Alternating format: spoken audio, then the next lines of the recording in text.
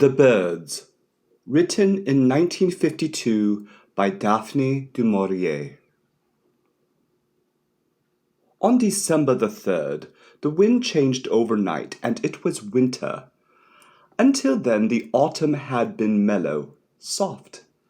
The leaves had lingered on the trees, golden red, and the hedgerows were still green. The earth was rich where the plough had turned it. Nat Hawken, because of a wartime disability, had a pension and did not work full-time at the farm. He worked 3 days a week, and they gave him the lighter jobs: hedging, thatching, repairs to the farm buildings. Although he was married with children, his was a solitary disposition. He liked best to work alone. It pleased him when he was given a bank to build up or a gate to mend at the far end of the peninsula, where the sea surrounded the farmland on either side. Then, at midday, he would pause and eat the pasty that his wife had baked for him, and sitting on the cliff's edge would watch the birds. Autumn was best for this, better than spring. In spring the birds flew inland, purposeful, intent. They knew where they were bound. The rhythm and the ritual of their life brooked no delay. In autumn, those that had not migrated overseas, but remained to pass the winter, were caught up in the same driving urge, but because migration was denied them, followed a pattern of their own. Great flocks of them came to the peninsula, restless, uneasy, spending themselves in motion, now wheeling, circling in the sky, now settling to feed on the rich new-turned soil. But even when they fed, it was as though they did so without hunger, without desire. Restlessness drove them to the skies again. Black and white, jackdaw and gull, mingled in strange partnership, seeking some sort of liberation, never satisfied, never still. Flocks of starlings, rustlings like silk, flew to fresh pasture, driven by the same necessity of movement, and the smaller birds, the finches and the larks, scattered from tree to hedge as if compelled. Nat watched them, and he watched the seabirds too. Down in the bay, they waited for the tide. They had more patience. Oyster-catchers, redshank, sanderling, and curlew watched by the water's edge as the slow sea sucked at the shore and then withdrew, leaving the strip of seaweed bare and the shingle churned. The seabirds raced and ran upon the beach. Then the same impulse to flight seized upon them too. Crying, whistling, calling, they skimmed the placid sea and left the shore. Make haste, make speed, hurry and be gone. Yet where and to what purpose? The restless urge of autumn, unsatisfying, sad, had put a spell upon them, and they must flock and wheel and cry. They must spill themselves of motion before winter came. Perhaps, thought Nat, munching his pasty by the cliff's edge, a message comes to the birds in autumn like a warning. Winter is coming. Many of them perish, and like people who, apprehensive of death before their time, drive themselves to work or folly, the birds do likewise. The birds had been more restless than ever this fall of the year, the agitation more marked because the days were still. As the tractor traced its path up and down the western hills, the figure of the farmer silhouetted on the driving seat, the whole machine, and the man upon it would be lost momentarily in a great cloud of wheeling, crying birds. There were many, many more than usual. Nat was sure of this. Always in autumn they followed the plough, but not in great flocks like these, nor with such clamor. Nat remarked upon when hedging was finished for the day. "Yes," said the farmer, "there are more birds about than usual. I've noticed it too. And daring, some of them, taking no notice of the tractor. 1 or 2 gulls came so close to my head this afternoon, I thought they'd knock my cap off. As it was, I could scarcely see what I was doing when they were overhead and had the sun in my eyes.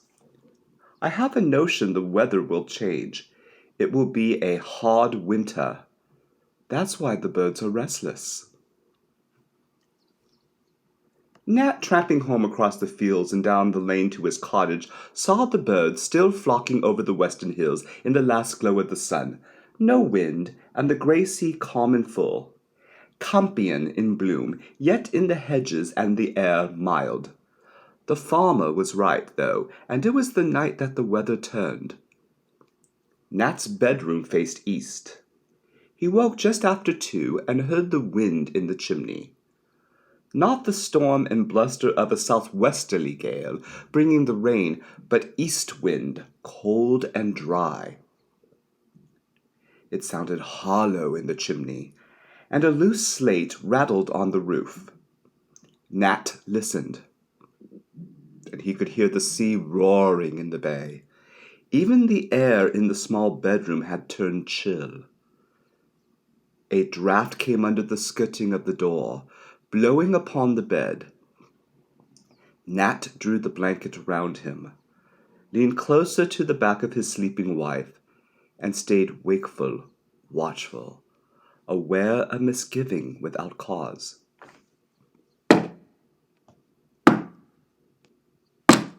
Then he heard the tapping on the window. There was no creeper or the cottage walls to break loose and scratch upon the pane. He listened, and the tapping continued until, irritated by the sound, Nat got out of bed and went to the window. He opened it, and as he did, something brushed his hand, jabbing at his knuckles, grazing the skin. Then he saw the flutter of the wind, and it was gone, over the roof, behind the cottage. It was a bird. What kind of bird he could not tell. The wind must have driven it to shelter on the sill. He shut the window and went back to bed, but feeling his knuckles wet, put his mouth to the scratch. The bird had drawn blood. Frightened, he supposed, and bewildered, the bird, seeking shelter, had stabbed at him in the darkness. Once more he settled himself to sleep.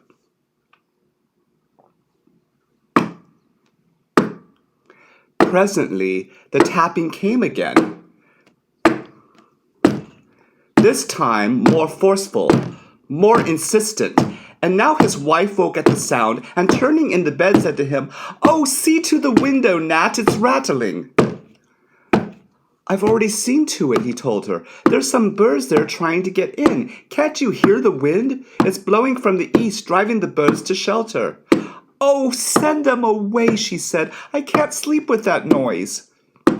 He went to the window for the second time, and now when he opened it, there was not one bird upon the sill, but half a dozen. They flew straight into his face, attacking him. He shouted, striking out at them with his arms, scattering them like the first one. They flew over the roof and disappeared. Quickly he let the window fall and latched it. "Did you hear that?" he said. "They went for me, tried to peck my eyes." He stood by the window, peering into the darkness, and could see nothing. His wife, heavy with sleep, murmured from the bed. "I'm not making it up," he said, angry at her suggestion. "I tell you, the birds were on the sill, trying to get into the room." Suddenly, a frightened cry came from the room across the passage where the children slept. "It's Chill," said his wife, roused at the sound, sitting up in bed. "Go to her, see what's the matter." Nat lit the candle, but when he opened the bedroom door to cross the passage, the draught blew out the flame. There came a second cry of terror, this time from both children, and stumbled into the room. He felt the beating of wings about him in the darkness. The window was wide open. Through it came the birds, hitting first the ceiling and the walls, then swerving in mid-flight, turning to the children's beds. "It's all right, I'm here," shouted Nat, and the children flung themselves screaming upon him, while in the darkness the birds rose and diving came for him again. "What is it, Nat? What happened?" his wife called from the further bedroom, and swiftly he pushed the children through the door to the passage and shut it upon them, so that he was alone now in the bedroom with the birds. He seized a blanket from the nearest bed, and using it as a weapon, flung to the right and left about him in the air. He felt the thud of bodies, heard the fluttering of wings, but they were not yet defeated, for again and again they returned to the assault, jabbing his hand, his head, the little stabbing beaks sharp at pointed forks. The blanket became a weapon of defense. He wound it about his head, and then in greater darkness beat at the birds with his bare hands. He dare not stumble to the door and open it, lest in doing so the birds should follow him. How long he fought with them in the darkness, he could not tell, but at last the beating of the wings about him lessened, and then withdrew, and through the density of the blanket he was aware of light. He waited, listened. There was no sound except the fretful crying of one of the children from the bedroom beyond. The fluttering, the whirring of the wings had ceased. He took the blanket from his head and stared about him. The cold gray morning light exposed the room. Dawn and the open window had called the living birds. The dead lay on the floor. Nat gazed at the little corpses, shocked and horrified. They were all small birds, none of any size. There must have been 50 of them lying there upon the floor. There were robins, finches, sparrows, blue tits, larks, and bramblings, birds that by nature's law kept to their own flock and their own territory, and now, joining one with another in the urge for battle, had destroyed themselves against the bedroom walls, or in the strife had been destroyed by him. Some had lost feathers in the fight. Others had blood, his blood, upon their beaks. Sickened, Nat went to the window and stared out across his patch of garden to the fields. It was bitter cold, and the ground had all that hard black look of frost. Not white frost to shine in the morning sun, but the black frost that the east wind brings. The sea, fiercer now with the turning tide, white-capped and steep, broke harshly in the bay. Of the birds there was no sign. Not a sparrow chattered in the hedge beyond the garden gate. No early missel thrush or blackbird pecked on the grass for worms. There was no sound at all but the east wind and the sea. Nat shut the window and the door of the small bedroom and went back across the passage to his own. His wife sat up in bed, one child asleep beside her, the smaller in her arms, his face bandaged. The curtains were tightly drawn across the window, the candles lit. Her face looked garish in the yellow light. She shook her head for silence. "Shh! He's sleeping now," she whispered, "but only just. Something must have cut him. There was blood at the corner of his eyes. Jill said it was the birds. She said she woke up and the birds were in the room." His wife looked up at Nat, searching his face for confirmation. She looked terrified, bewildered, and he did not want her to know that he was also shaken, dazed almost, by the events of the past few hours. "There are birds in there," he said. "Dead birds, nearly 50 of them, robins, wrens, all the little birds from hereabouts. It's as though a madness seized them with the east wind." He sat down on the bed beside his wife and held her hand. "It's the weather," he said. "It must be that. It's the hard weather. They aren't the birds maybe from around here. They've been driven down the up-country." "But Nat," whispered his wife, "it's only this night that the weather turned. There's been no snow to drive them. And they can't be hungry yet. There's food for them out there in the fields." "It's the weather," repeated Nat. "I tell you, it's the weather." His face, too, was drawn and tired like hers. They stared at one another for a while without speaking. "I'll go downstairs and make a cup of tea," he said. The sight of the kitchen reassured him, the cups and saucers neatly stacked upon the dresser, the table and chairs, his wife's roll of knitting on her basket chair, the children's toys in a corner cupboard. He knelt down, raked out the old embers and relit the fire. The glowing stick brought normality, the steaming kettle and the brown teapot comfort and security. He drank his tea, carried a cup up to his wife. Then he washed in the scullery and put on his boots and opened the back door. The sky was hard and leaden, and the brown hills that had gleamed in the sun the day before looked dark and bare. The east wind, like a razor, stripped the trees and the leaves, crackling and dry, shivered and scattered with the wind's blast. Nat stubbed the earth with his boot. It was frozen hard. He had never known a change so swift and sudden. Black winter had descended in a single night. The children were awake now. Jill was chattering upstairs, and young Johnny crying once again. Nat heard his wife's voice, soothing, comforting. Presently they came down. He had breakfast ready for them, and the routine of the day began. "Did you drive away the birds?" asked Jill, restored to calm because of the kitchen fire, because of day, because of breakfast. "Yes, they're all gone now," said Nat. "It was the east wind brought them in. They were frightened and lost. They wanted shelter." "They tried to peck us," said Jill. "They went for Johnny's eyes." "Fright made them do that," said Nat. "They didn't know where they were in that dark bedroom." "I hope they won't come back," said Jill. "Perhaps if we put bread for them outside the window, they will eat that and fly away." She finished her breakfast and then went for her coat and hood, her school books and her satchel. Nat said nothing, but his wife looked at him across the table. A silent message passed between them. "I'll walk with her to the bus," he said. "I don't go to the farm today." And while the child was washing in the scullery, he said to his wife, "Keep all the windows closed, and the doors too, just to be on the safe side. I'll go to the farm, find out if they heard anything in the night." Then he walked with his small daughter up the lane. She seemed to have forgotten her experience of the night before. She danced ahead of him, chasing the leaves, her face wet with the cold and rosy under the pixie hood.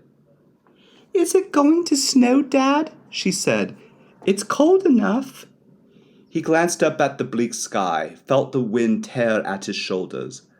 "No," he said, "it's not going to snow. This is a black winter, not a white one."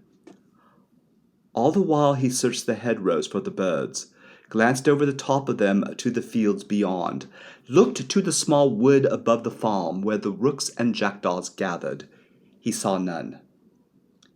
The other children waited by the bus stop, muffled, hooded like Jill, the faces white and pinched with cold.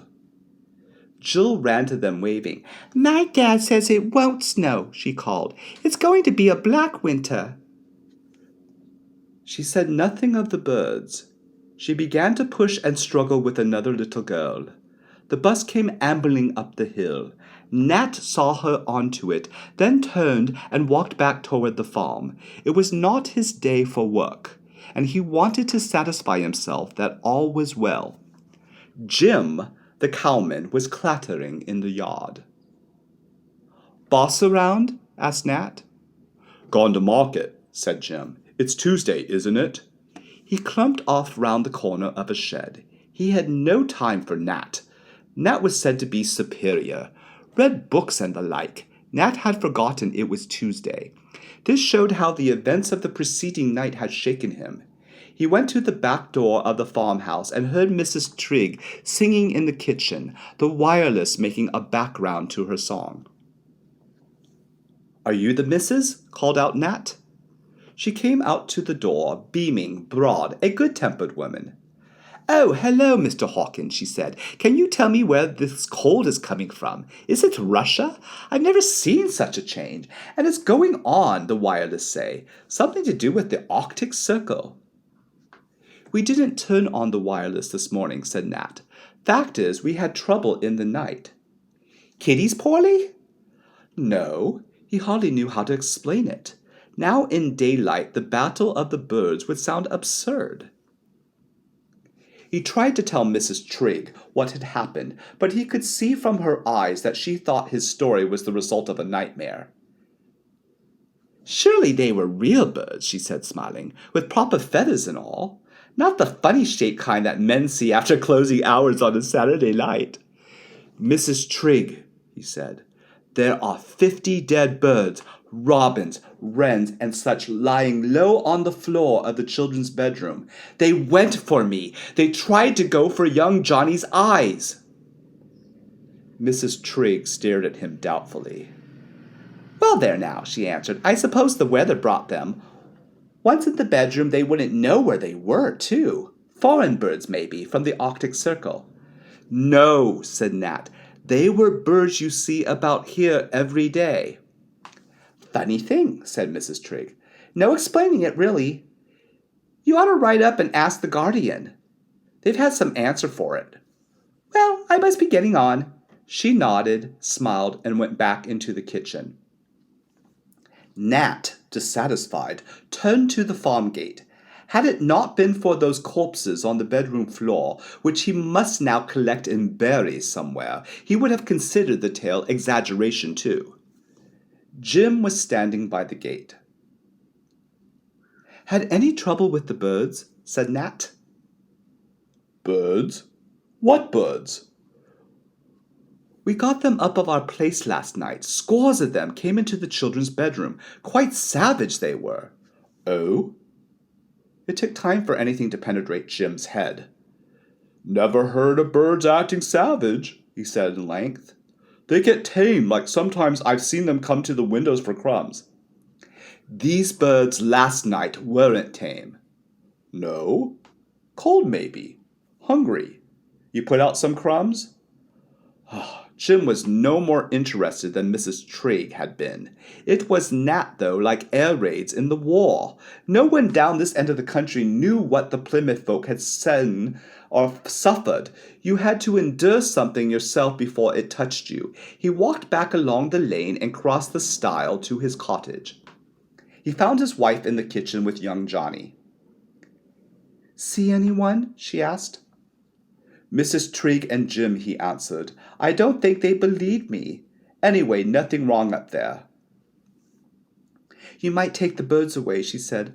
"I daren't go in the room to make the beds until you do. I'm scared."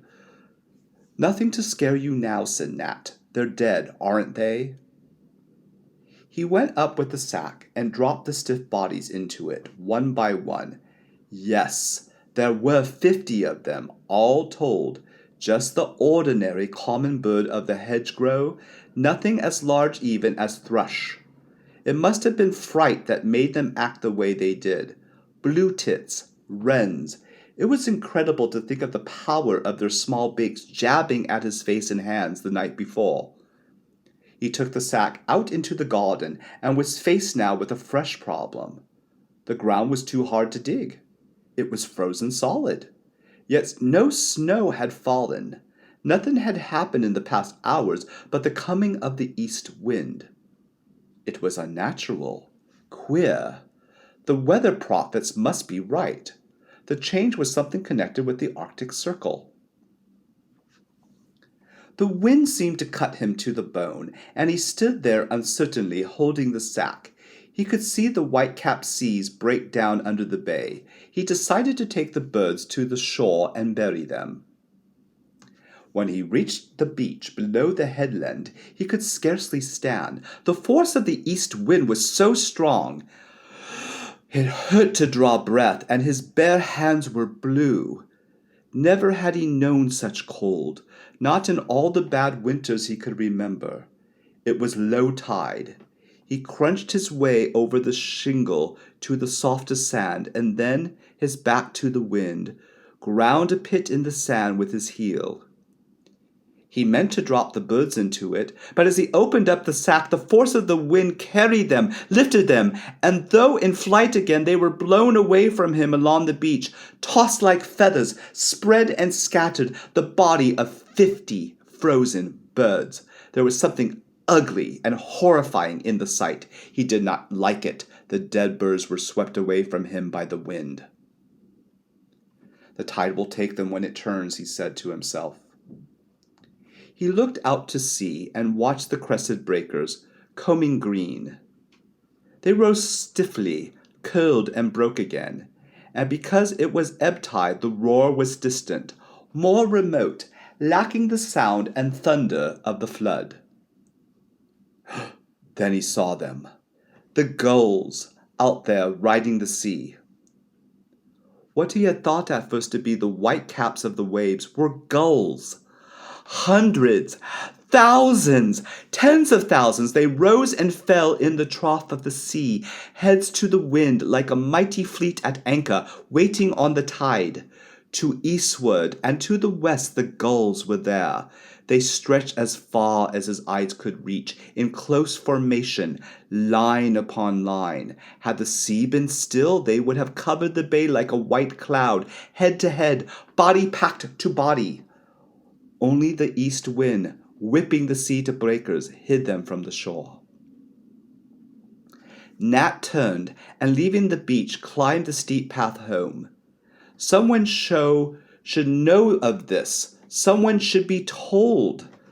Something was happening because of the east wind and the weather that he did not understand. He wondered if he should go to the call box by the bus stop and ring up the police. Yet what could they do? What could anybody do? Tens of thousands of gulls riding the sea there in the bay because of storm, because of hunger.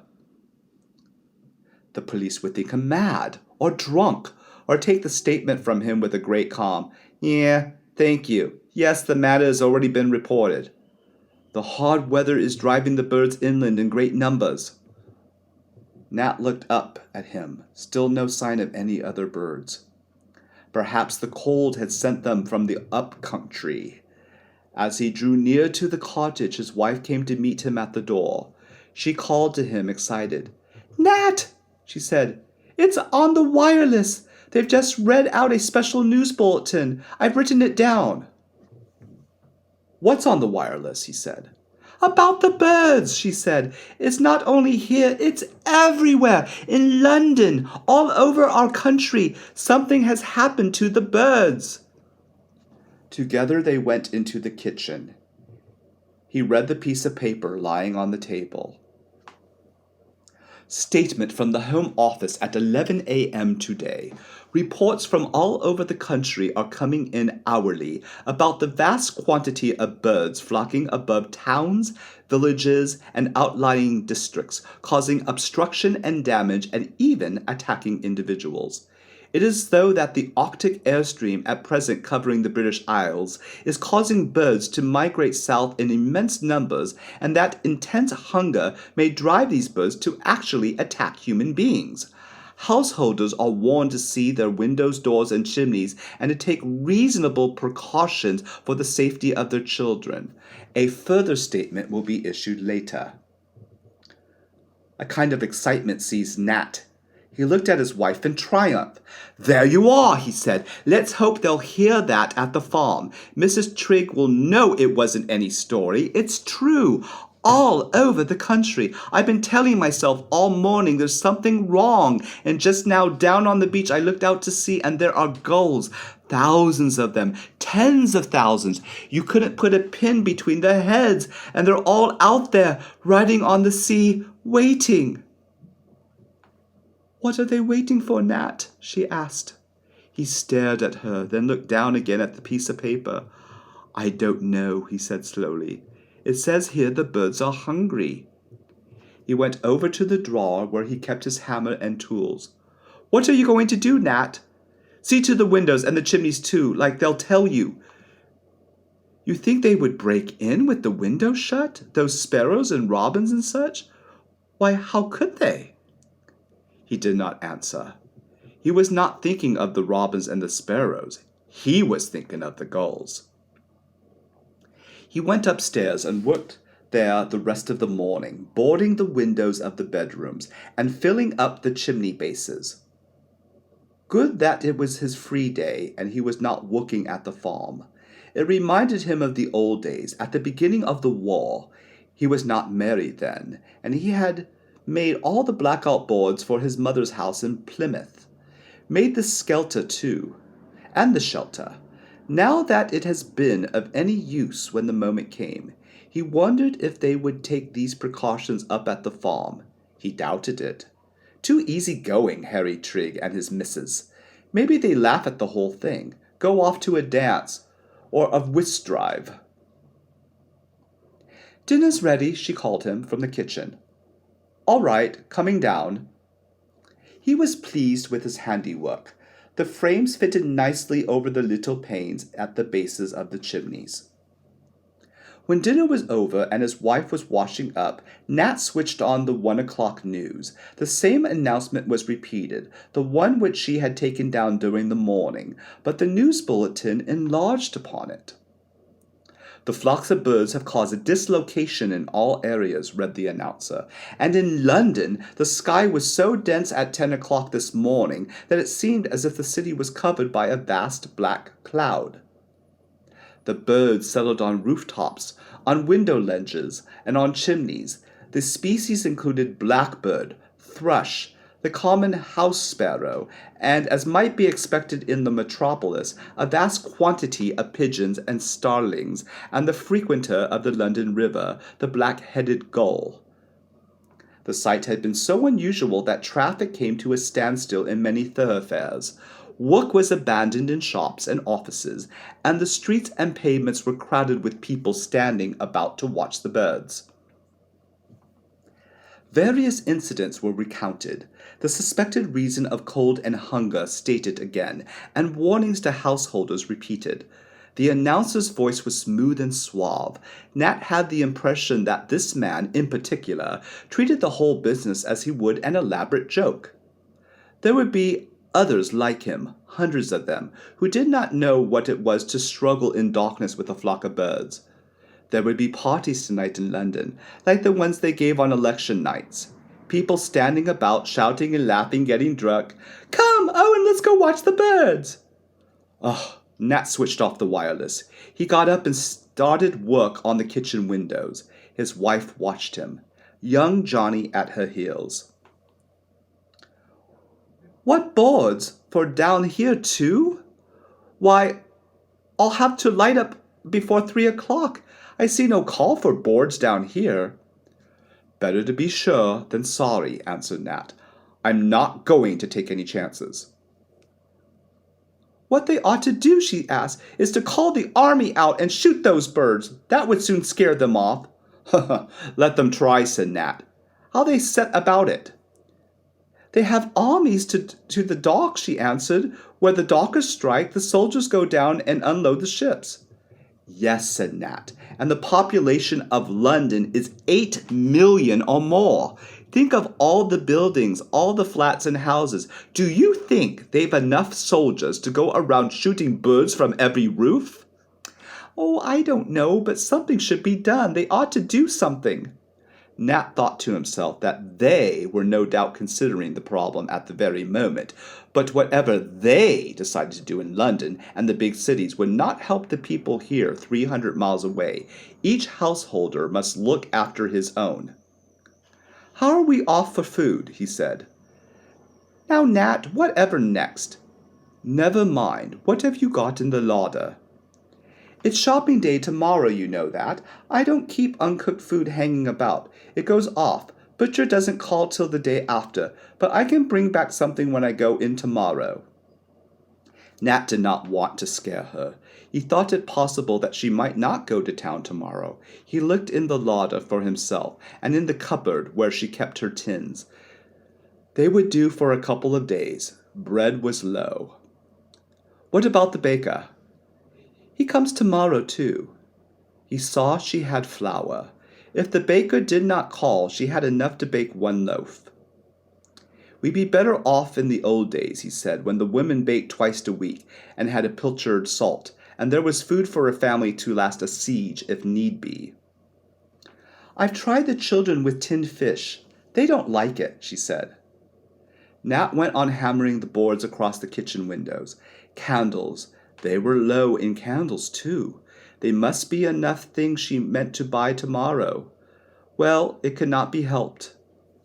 They must go early to bed today. That was if... He got up and went out to the back door and stood in the garden, looking down towards the sea.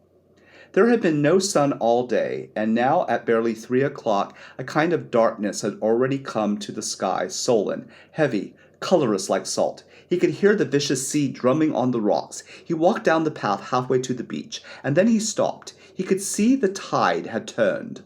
The rock that had shone in the mid-morning was now covered, but it was not the sea that held his eyes. The gulls had risen. They were circling, hundreds of them, thousands of them, lifting their wings against the wind. It was the gulls that made the darkening of the sky, and they were silent. They made not a sound.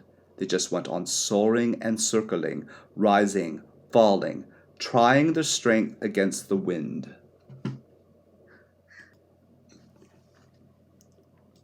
Nat turned. He ran up the path back to the cottage.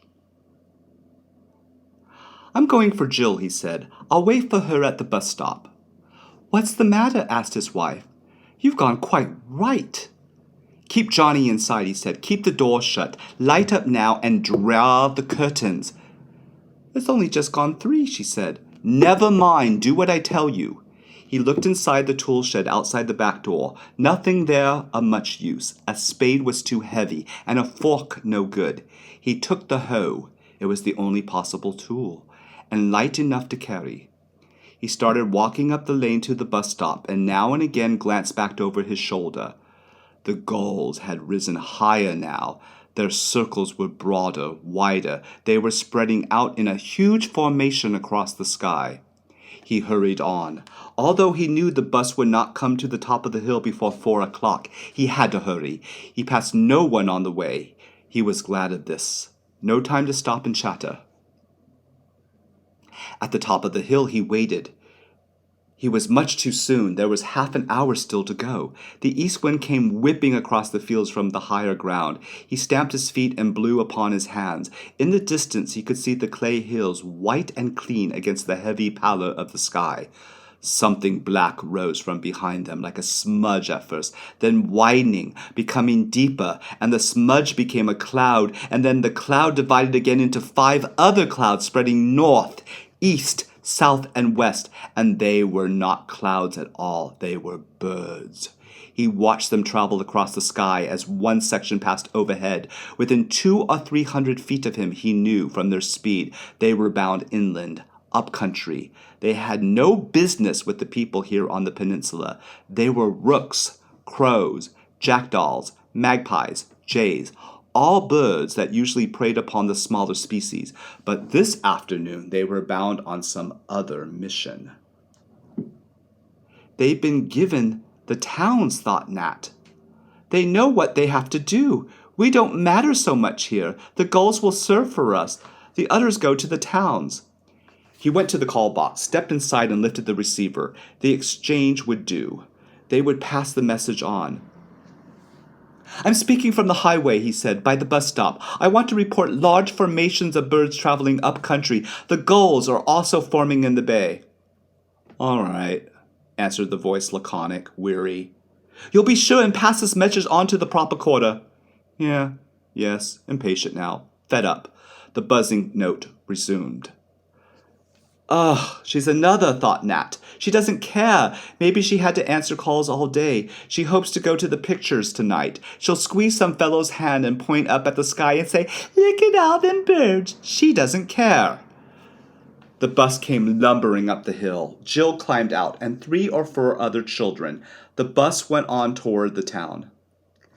What's the hoe for, Daddy? They crowded around him, laughing and pointing. I just brought it along, he said. Come on now, let's get home. It's cold. No hanging about. Here, I'll watch you across the field. See how fast you can run. He was speaking to Jill's companions who came from different families living in the council houses. A shortcut would take them to the cottages.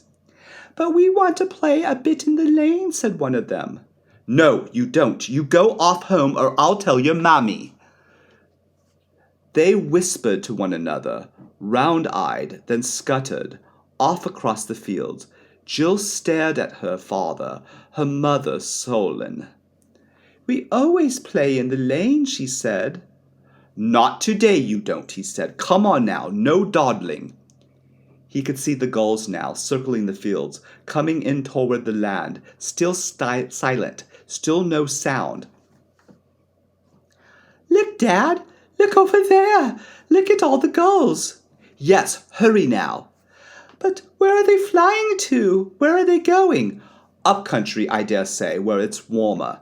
He seized her hand and dragged her after him along the lane. "Don't go so fast, I can't keep up." The gulls were copying the rooks and crows. They were spreading out in formation across the sky. They headed in bands of thousands to the 4 compass points. "Dad, what is it? What are those gulls doing?" They were not intent upon their flight as the crows, as the jackdaws had been. They still circled overhead. Nor did they fly so high. It was as though they waited upon some signal, as though some decision had yet to be given. The order was not clear. "Do you want to carry me, Daddy? Can I ride pickaback?" He might put on speed, but he was wrong. Jill was heavy. She kept slipping off of him, and she was crying too. His sense of urgency, of fear, had communicated itself to the child. "I wish the gulls would go away. I don't like them, Daddy. They're coming closer to the lane." He put her down again. He started running, swinging Jill after him. As they went past the farm turning, he saw the farmer backing his car out of the garage. Nat called to him. "Can you give us a lift?" he said. "What's that?" Mr. Trigg turned in the driving seat and stared at them. Then a smile came to his cheerful, rubicund face. "It looks as though we're in for some fun," he said. "Have you seen the gulls? Jim and I are going to take a crack at them. Everyone's gone bird crazy. Talking of nothing else, I hear you were troubled in the night. Want a gun?" Nat shook his head. The small car was packed. There was just room for Jill. She crouched on top of petrol tins on the back seat. "I don't want a gun," said Nat, "but I'd be obliged if you'd run Jill home. She's scared of the birds." He spoke briefly. He did not want to talk in front of Jill. "Okay," said the farmer. "I'll take her home. Why don't you stop behind and join the shooting match? We'll make the feathers fly." Jill climbed in, and turning the car, the driver sped off the lane. Nat followed after. Trigg must be crazy. What was the use of guns against a sky of birds? Now, Nat was not responsible for Jill. He had time to look about him. The birds were circling still above the fields, mostly herring gulls, but the black-backed gulls among them. Usually they kept apart. Now they were united. Some bound had brought them together. It was the black-backed gull that attacked the smaller birds, and even newborn lambs, so he heard. He'd never seen it done. He remembered this now, though, looking above the sky. They were coming in towards the farms. They were circling lower in the sky, and the black-backed gulls were to the front. The black-backed gulls were leading. The farm, then, was their target. They were making for the farm. Nat increased his pace toward his own cottage. He saw the farmer's car turn and come back along the lane. It drew up beside him with a jerk. "The kid had run inside," said the farmer. "Your wife was watching for her. Well, what do you make of this? They're saying of towns that the Russians have done it. The Russians have poisoned the birds." "Oh, how could they do that?" said Nat. "Don't ask me. You know how stories get around. Will you join my shooting match?" "No, I'll get along home. The wife will be worried else." "My missus says if you could eat a gull, there'd be some sense in it," said Trigg. "We'd have roast gull, baked gull, and pickle 'em in the bargain. You wait until I left off a few barrels onto the brutes. That'll scare 'em." "Have you boarded your windows?" said Nat. "Oh, no, lots of nonsense. They like to scare you on the wireless. I've had more to do today than to go around boarding up windows." "I boarded them now if I were you." "Garn, you're windy. Like to come to our place to sleep?" No, thanks all the same. All right, see you in the morning. Give you a gull breakfast. The farmer grinned and turned his car to the farm entrance. Nat hurried on, past the little wood, past the old barn, and then across the stile to the remaining field. As he jumped the stile, he heard the whir of wings. A black-backed gull dived down at him from the sky, missed, swerved in flight, and rose to dive again. In a moment it was joined by others, 6, 7, and a dozen blackbacks and herrings mixed. Nat dropped his hoe. The hoe was useless. Covering his head with his arms, he ran toward the cottage. They kept coming at him from the air, silent save for the beating wings, the terrible fluttering wings. He could feel the blood on his hands, his wrist, his neck. Each stab of swooping beak tore his flesh. If only he could keep them from his eyes. Nothing else mattered. He must keep them from his eyes. They had not learned yet how to cling to a shoulder, how to rip clothing, how to dive in mass upon the head, upon the body. But with each dive, with each attack, they became bolder, and they had no thought for themselves. When they dived low and missed, they crashed, bruised and broken on the ground. As Nat ran, he stumbled, kicking their spent bodies in front of him. He found the door.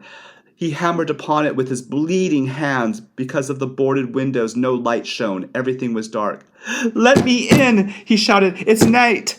Let me in! Let me in! It's Nat! Let me in!" He shouted loud to make himself heard above the whirl of the gull's wings. Then he saw the gannet, posed for the drive, above him in the sky. The gulls circled, retired, soared, one after another against the wind. Only the gannet remained, one single gannet above him in the sky. The wing folded suddenly to its body. It dropped like a stone. Nat screamed and the door opened. He stumbled across the threshold, and his wife threw her weight against the door. They heard the thud of the gannet as it fell. His wife dressed his wounds. They were not deep. The backs of his hands had suffered most, and his wrist. Had he not worn a cap, they would have reached his head. As to the gannet could have split his skull. The children were crying, of course. They had seen the blood on their father's hand. "It's all right now," he told them. "I'm not hurt. Just a few scratches. You play with Johnny, Jill. Mommy will wash these cuts." He half shut the door to the scullery so that they could not see. His wife was ashen. She began running water from the sink. "I saw them overhead," she whispered. "They began collecting just as Jill ran in with Mr. Trigg. I shut the door fast and it jammed. That's why I couldn't open it at once when you came."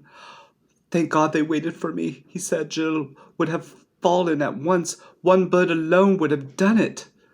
Furtively, so as not to alarm the children, they whispered together as she bandaged his hands and the back of his neck.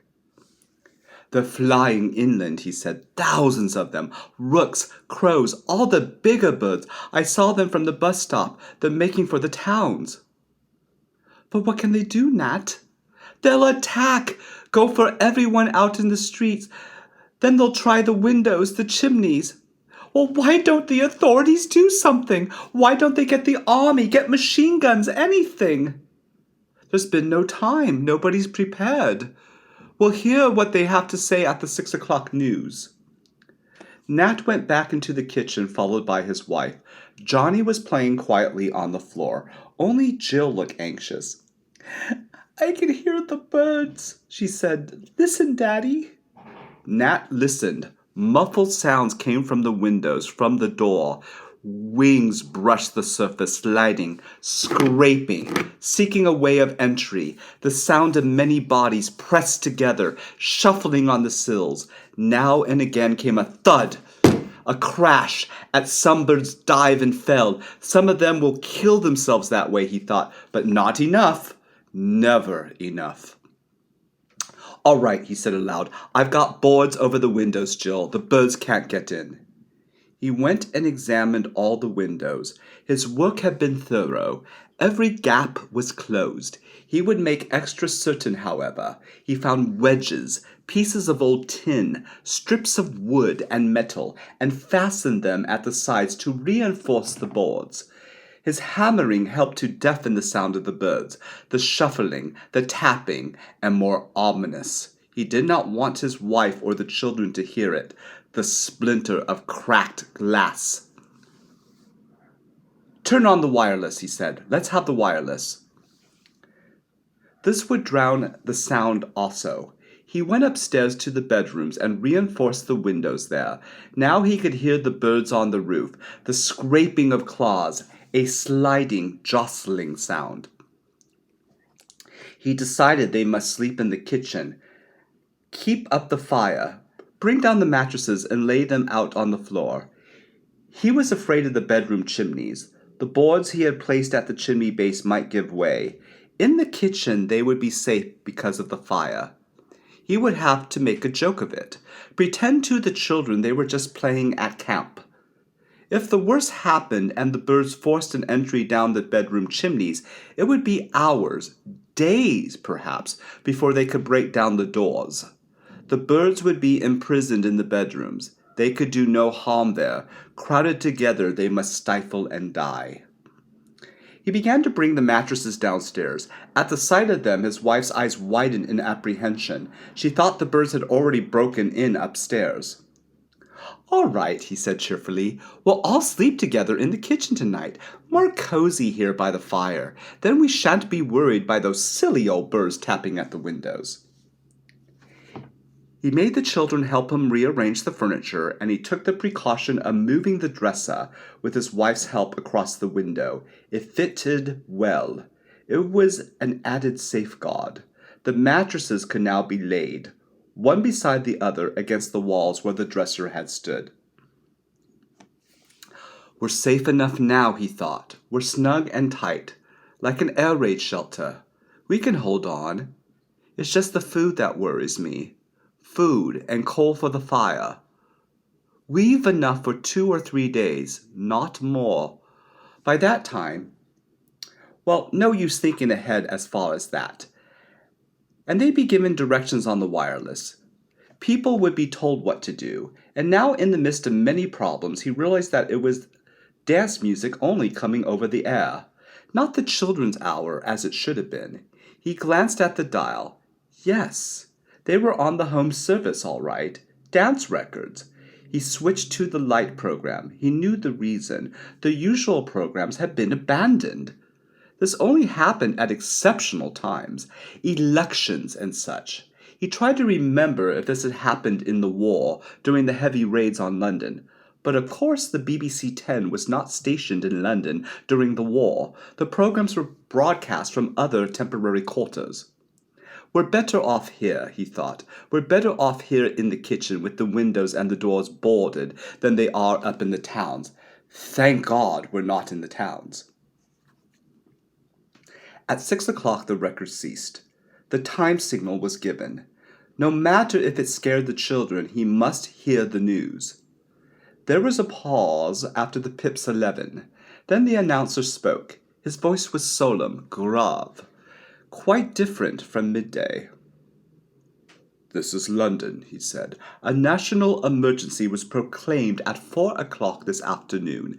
Measures are being taken to safeguard the lives and property of the population, but it must be understood that these are not easy to effect immediately, owing to the unforeseen and unparalleled nature of the present crisis. Every householder must take precautions to his own building, and where several people live together, as in flats and apartments, they must unite to do the utmost they can to prevent entry. It is absolutely imperative that every individual stay indoors tonight, and that no one at all remain on the streets or roads or anywhere outdoors. The birds, in vast numbers, are attacking anyone on sight, and have already begun an assault upon buildings. But these, with due care, should be impenetrable. The population is asked to remain calm and not to panic. Owing to the exceptional nature of the emergency, there will be no further transmission from any broadcasting station until 7 a.m. tomorrow." They played the national anthem. Nothing more happened. Nat switched off the set. He looked at his wife. He stared back at him. "What's it mean?" said Jill. "What did the news say?" "Oh, there won't be any more programs tonight," said Nat. "There's been a breakdown at the BBC.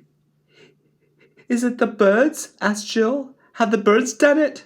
No, said Nat. It's just everybody's very busy. And then, of course, they have to get rid of the birds, messing everything up in the towns. Well, we can manage without the wireless for one evening. I wish we had a gramophone, said Jill. That would be better than nothing. She had her face turned to the dresser back against the windows. Tried as they did to ignore it, they were all aware of the shuffling, the stabbing, the persistent beating and sweeping of wings. We'll have supper early, suggested Nat. Something for a treat. Ask Mummy. Toasted cheese, Something we all like. He winked and nodded at his wife. He wanted the look of dread, of apprehension to go from Jill's face. He helped with the supper, whistling, singing, making as much clatter as he could, as it seemed to him that the shuffling and the tapping were not so intense as they had been at first.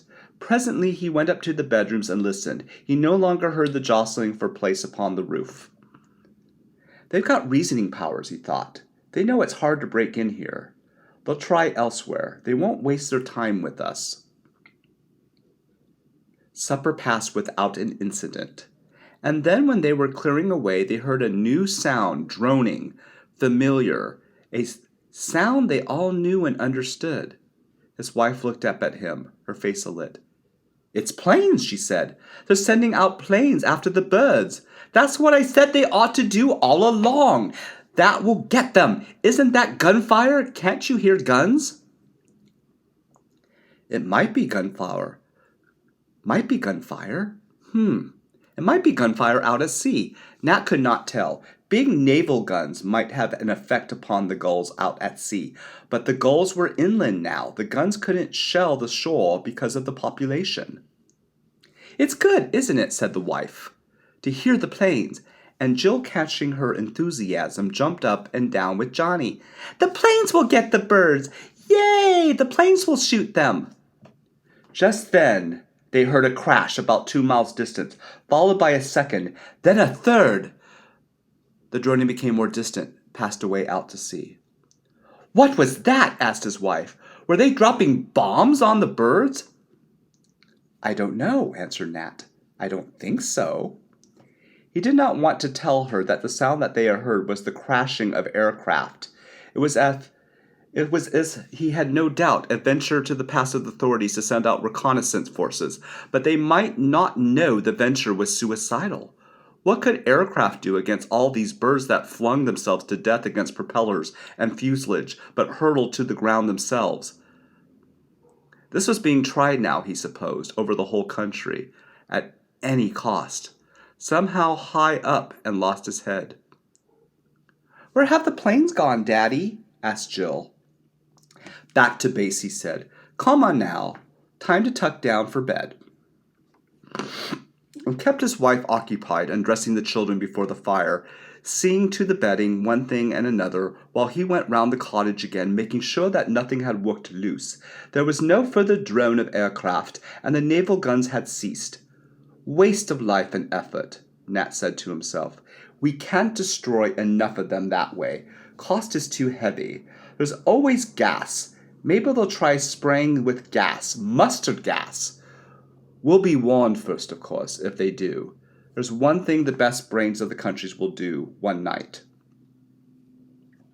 Somehow the thought of that reassured him. He had a picture of scientists, naturalists, technicians, and all those chaps they called in the backroom boys, summoned to a council. They'd be working on the problem now.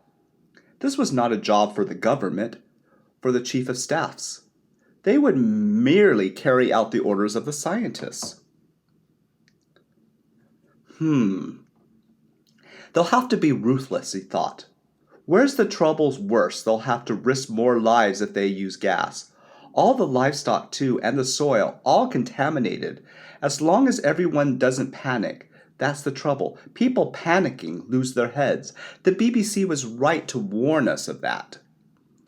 Upstairs in the bedrooms, all was quiet. No further scraping and stabbing at the windows. A lull in battle. Forces regrouping.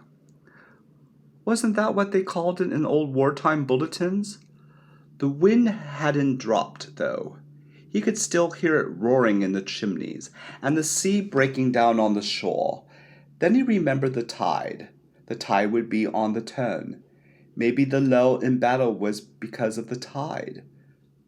There was some law that birds obeyed, and it was all to do with the east wind and the tide. He glanced at his watch. Nearly 8 o'clock. It must have gone high water an hour ago. That explained the lull.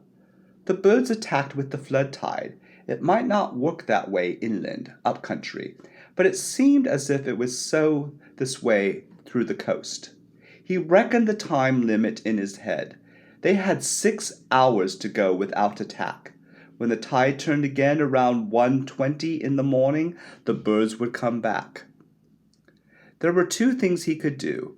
The first to rest with his wife and the children, and all of them snatch what sleep they could until the small hours. The second to go out, see how they were faring at the farm, see if the telephone was still working there, so that they might get news from the exchange. He called softly to his wife, who had just settled the children. She came halfway up the stairs, and he whispered to her. "You're not to go," she said at once. "You're not to go and leave me alone with the children. I can't stand it." Her voice rose hysterically. He hushed her, calmed her. "All right," he said. "All right, I'll wait till morning, and we'll get the wireless bulletin then too at 7. But in the morning, when the tide ebbs again, I'll try for the farm, and they may let us have bread and potatoes and milk too." His mind was busy again, planning against emergency. They would not have milk, of course, this evening. The cows would be standing by the gate, waiting in the yard with the household inside, battened between boards, and they were here at the cottage. That is, if they had time to take precautions. He thought of the farmer, Trigg, smiling at him from the car. There would have been no shooting party. Not tonight. The children were asleep. His wife, still clothed, was sitting on her mattress. She watched him. Her eyes were nervous. "What are you going to do?" she whispered. He shook his head for silence.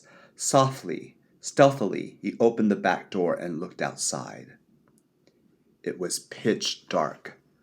The wind was blowing harder than ever, coming in steady gusts, icy from the sea.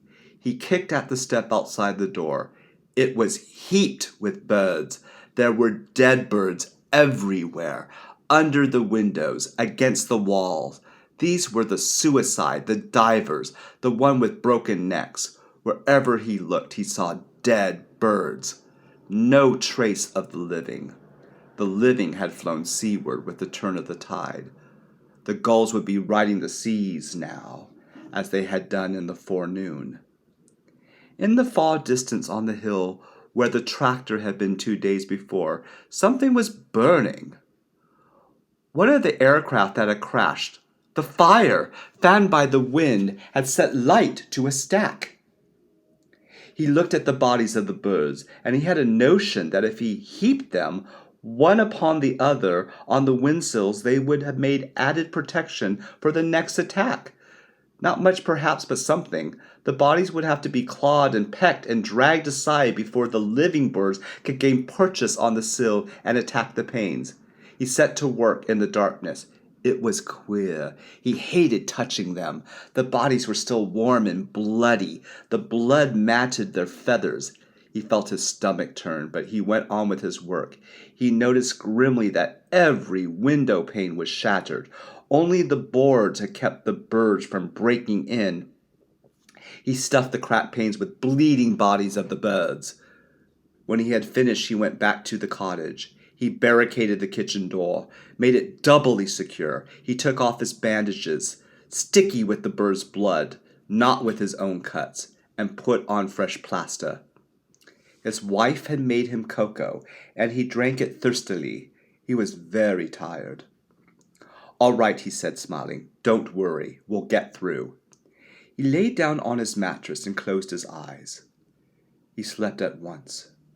He dreamt uneasily because Though his dreams there ran a thread of something forgotten, some piece of work neglected that he should have done, some precaution that he had known well but had not taken, and he could not put a name to it in his dreams.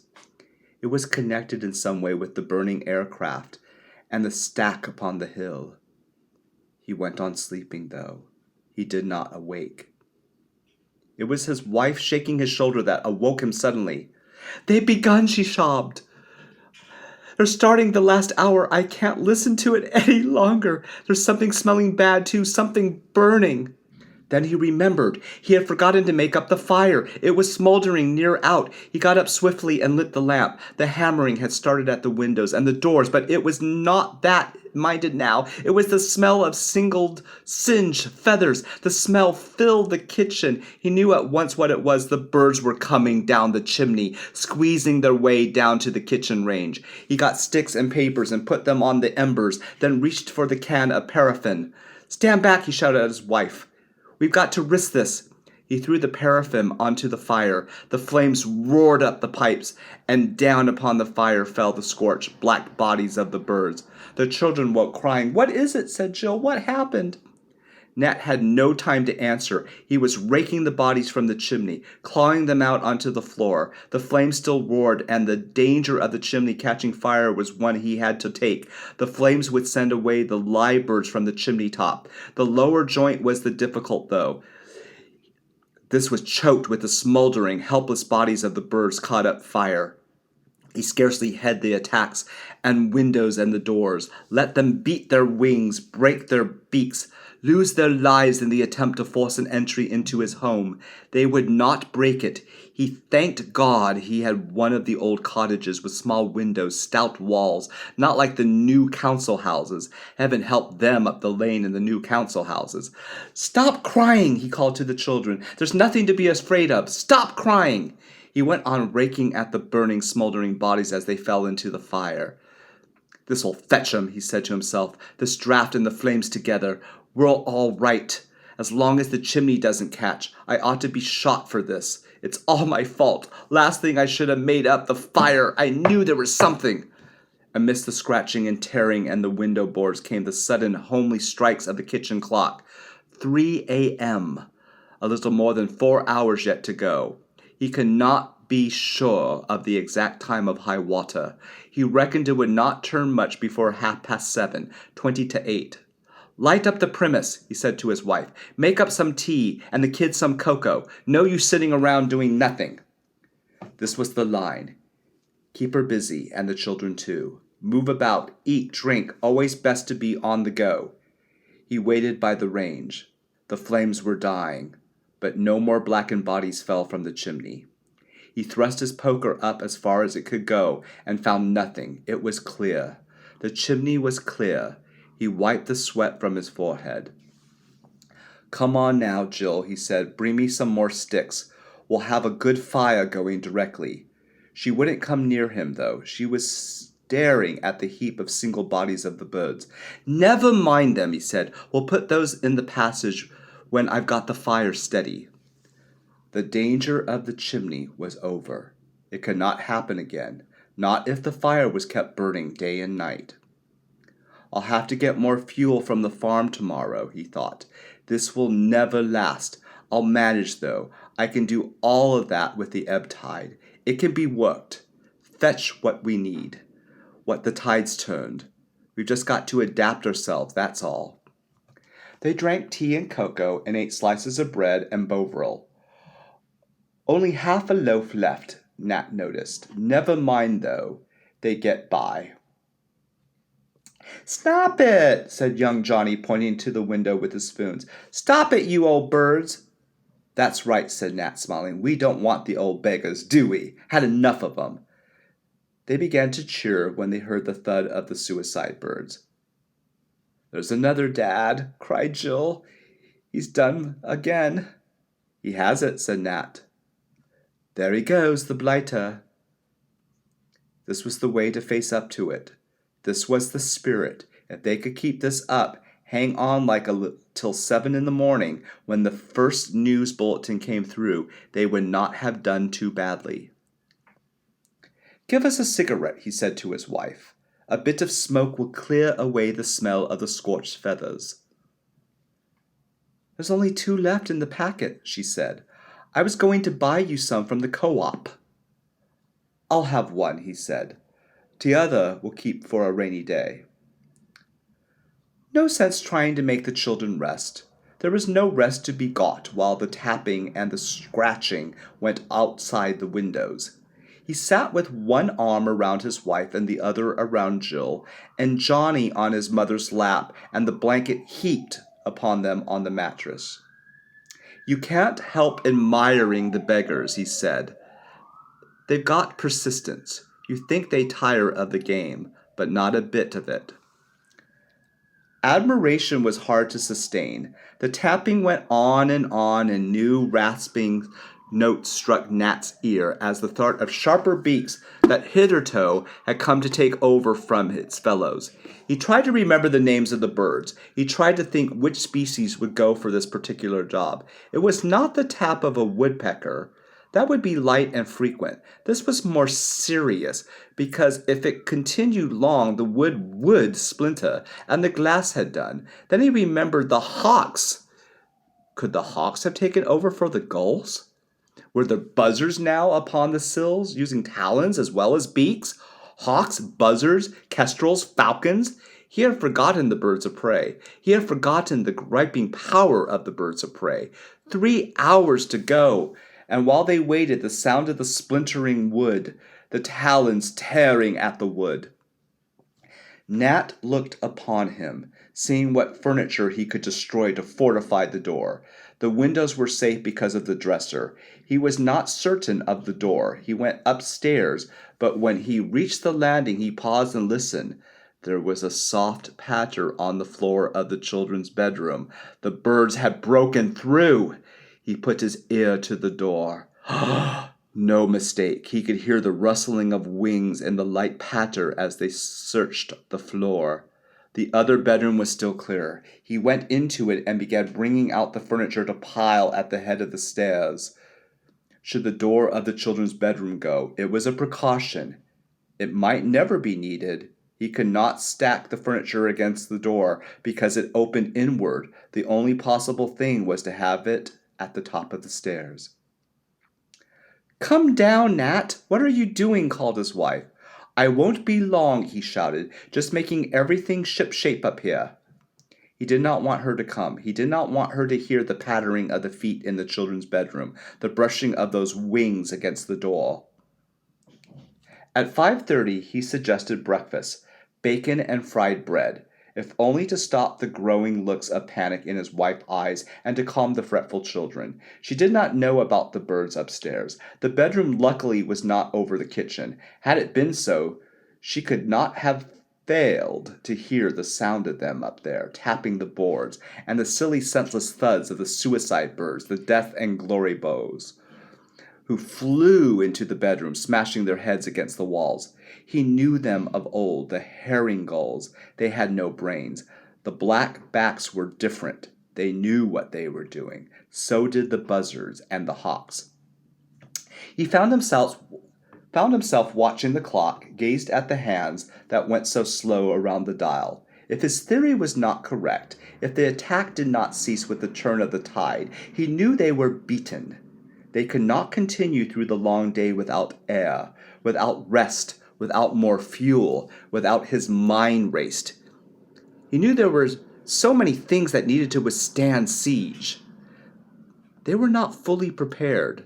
They were not ready. It might be that it would be safer in the towns after all if he could get a message through on the farm telephones to his cousin. Only a short journey by train up country. They might be able to hire a car. That would be quicker. Hire a car between tides. His wife's voice called his name, drove away the sudden desperate desire for sleep. "What is it? What now?" he said sharply. "The wireless," said his wife. "I've been watching the clock. It's nearly 7. "Don't twist the knob," he said, impatient for the first time. "It's on the home, where it is. They'll speak from the home." They waited. The kitchen clock struck 7. There was no sound. No chimes. No music.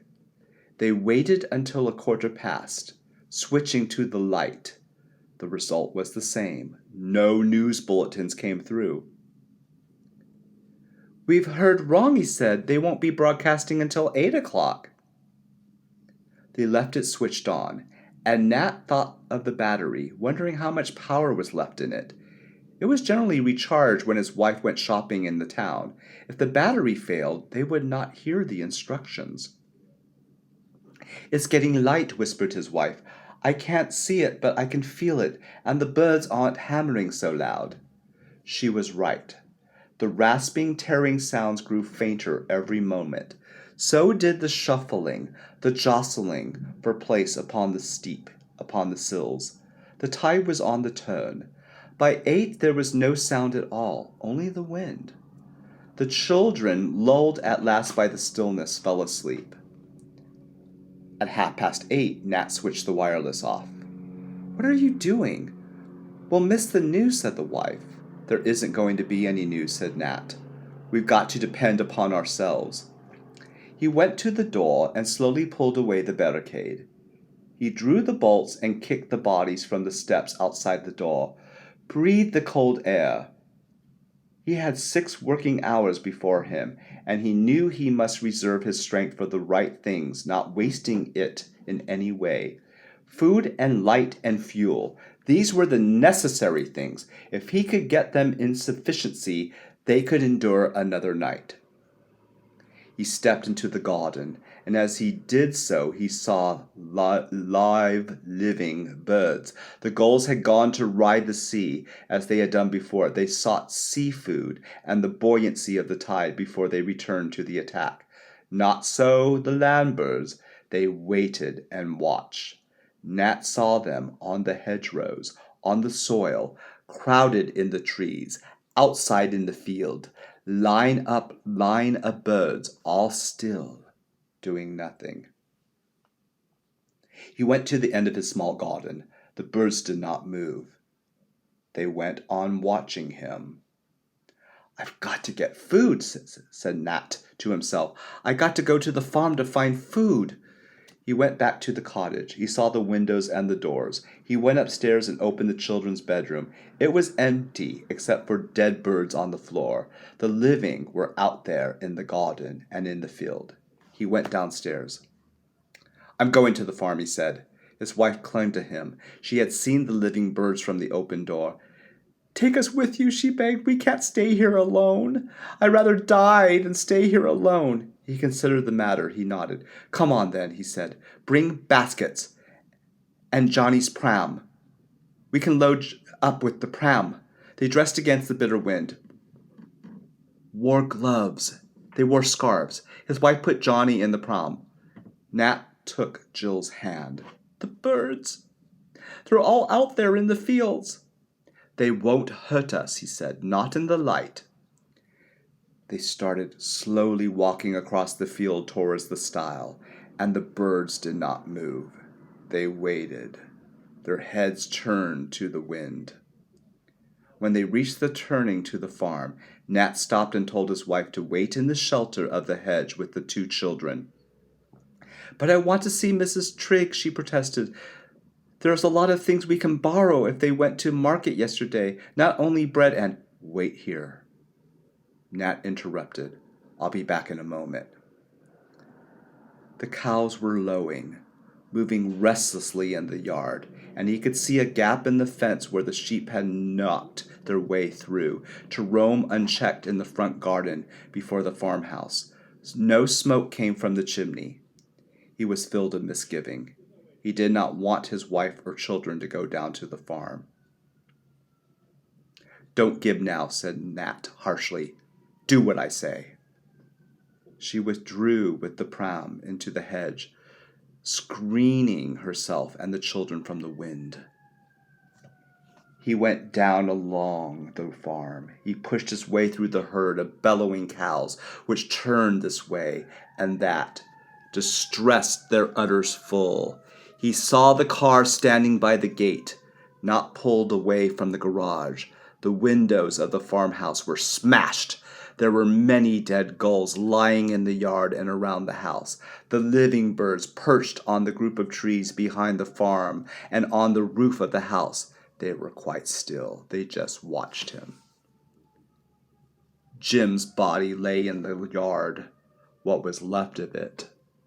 When the birds had finished, the cows had trampled him. His gun was beside him. The door of the house was shut and bolted, but as the windows were smashed, it was easy to lift them and climb through. Trigg's body was close to the telephone. He must have been trying to get through to the exchange when the birds came for him. The receiver was hanging loose, the instrument torn from the wall. No sign of Mrs. Trigg. She would be upstairs. Was it any use going up? Sickened, Nat knew what he would find. Thank God, he said to himself, there were no children. He forced himself to climb the stairs, but halfway he turned and descended again. He could see her leg protruding from the open bedroom door. Beside her were the bodies of the black-backed gulls and the umbrella, broken. It's no use, thought Nat, doing anything. I've only got 5 hours less than that. The Triggs would understand I must load up with what I can find. He tramped back to his wife and children. I'm going to fill up the car with stuff, he said. I'll put coal in and paraffin for the premise. We'll take it home and return for a fresh load. What about the Triggs? Said his wife. They must have gone to friends, she said. They went to friends, he said. Shall I come and help you then? No, there's a mess down there, cows and sheep all over the place. Wait, I'll get the car. You can sit in it. Clumsily, he backed the car out of the yard and into the lane. His wife and the children could not see Jim's body from there. Stay here, he said. Never mind the pram. The pram can be fetched later. I'm going to load the car. Her eyes watched him all the time. He believed she understood. Otherwise, she would have suggested helping him to find the bread and groceries. They made 3 journeys altogether, backward and forward between their cottage and the farm, before he was satisfied that they had everything they needed. It was surprising, once he started things, how many things were necessary. Almost the most important of all was planking the windows. He had to go around searching for timber. He wanted to renew the boards on the windows at the cottage. Candles, paraffin, nails, tin stuff. The list was endless. Besides all that, he milked 3 of the cows. The rest, poor brutes, would have to go on bellowing. On the final journey, he drove the car to the bus stop, got out and went to the telephone box. He waited a few minutes, jangled the receiver. No good, though. The line was dead. He climbed onto a bank and looked over the countryside, but there was no sign of life at all. Nothing in the fields but the waiting, watching birds. Some of them slept. He could see the beaks tucked in the feathers. You'd think they'd be feeding, he said to himself, not just standing in that way. Then he remembered they were gorged with food. They had eaten their fill during the night. That was why they did not move this morning. No smoke came from the chimneys of the council houses. He thought of the children who had run across the fields the night before. I should have known, he thought. I ought to have taken them home with me. He lifted his face to the sky. It was colorless and gray. The bare trees on the landscape looked bent and blackened by the east wind. The cold did not affect the living birds waiting out there in the fields. This is the time they ought to get them, said Nat. They're sitting target now. They must be doing this all over the country. We don't our aircraft take off now and spray them with mustard gas. What are all the chaps doing? They must know. They must see for themselves. He went back to the car and got in the driver's seat. Go quickly past the second gate, whispered his wife. The postman's lying there. I don't want Jill to see. He accelerated. The little Morris bumped and rattled along the lane. The children shrieked with laughter. Up and down, shouted young Johnny. It was 1:45 by the time they reached the cottage. Only an hour to go. Better have a cold dinner, said Nat. Hot up something for yourself and the children, some of that soup. I've no time to eat now. I've got to unload all this stuff. He got everything inside the cottage. He could be sorted later.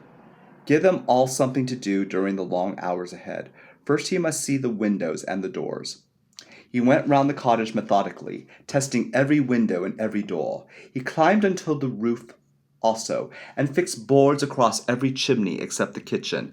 The cold was so intense he could hardly bear it, but the job had to be done. Now and again he would look up, searching the sky for aircraft. None came. As he worked, he cursed the inefficiency of the authorities. "It's always the same," he muttered. "They always let us down. Muddle from the start. No plan, no real organization, and we don't matter down here. That's what it is. The people up country have priority. They're using gas up there, no doubt, in all the aircraft. We've got to wait and take what comes." He paused. His work on the bedroom chimneys finished, and looked out to the sea. Something was moving out there, something gray and white among the breakers. "Good old Navy," he said. "They never let us down. They're coming down channel. They're turning the bay." He waited, strained his eyes, watering at the wind, towards the sea.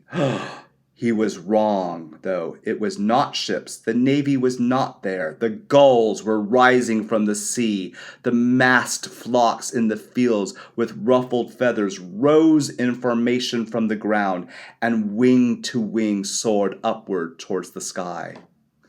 The tides had turned again. Nat climbed down the ladder and went inside the kitchen. The family were at dinner. It was a little after 2. He bolted the door, put up the barricade, and lit the lamp. "It's night time," said young Johnny. His wife had switched on the wireless once again, but no sound came from it.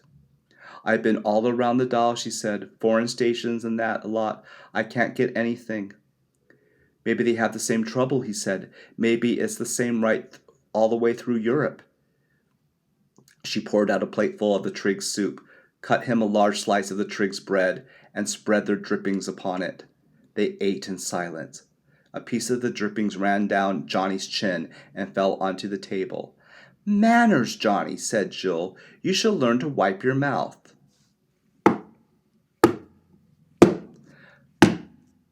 The tapping began at the windows, at the door. The rustling, the jostling, the pushing for position on the sills, the first thud of the suicide gulls upon the step. "Won't Americans do something?" said his wife. "They've always been our allies, haven't they? Surely Americans will do something." Nat did not answer. The boards were strong against the windows and on the chimneys too. The cottage was filled with stores, with fuel, with all they needed for the next few days. When he had finished dinner, he would put that stuff away, stack it neatly, get everything ship-shape, handy-like. If wife could help him, and the children could help too. They tired themselves out between now and 9:15, when the tide would ebb, and he tucked them down in their mattresses, see that they slept good until 3 a.m. He had a new scheme for the windows, which was to fix barbed wire in front of the boards. He had brought a great roll of it from the farm. The nuisance was he had to have work at time in the dark when the lull came between 9 and 3. Pity he had not thought of it before. Still, as long as the wife slept and the kids, that was the main thing. The smaller birds were at the windows again. He recognized the light tapping of their beaks and the soft brush of their wings. The hawks ignored the windows. They concentrated their attack upon the doors. Nat listened to the tearing sound of splintering wood and wondered how many million years of memory were stored in the little brains behind those stabbing beaks, the piercing eyes now giving them that instinct to destroy mankind with all the deft precision of machines. "I'll smoke that last cigarette," he said to his wife. "Stupid of me, it was the one thing I forgot to bring from the farm." He reached for it, switched on the silent wireless. He threw the empty packet on the fire and watched it burn. The end.